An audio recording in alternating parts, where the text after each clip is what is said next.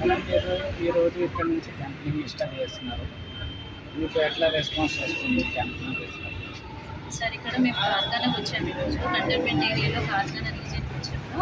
ఇక్కడ చాలా local communities slum areas ఉన్నాయి.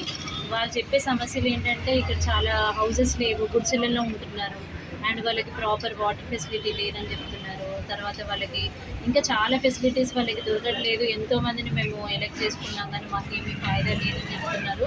From years together they have been fighting but there is no use అని చెప్తున్నారు. So నన్ను ఖచ్చితంగా వాళ్ళు ఇంకా కొంచెం ముందు వచ్చినుంటే ఇక్కడ ఫుల్ మీకు పబ్లిసిటీ ఇచ్చి చాలా అది చేసేవాళ్ళము.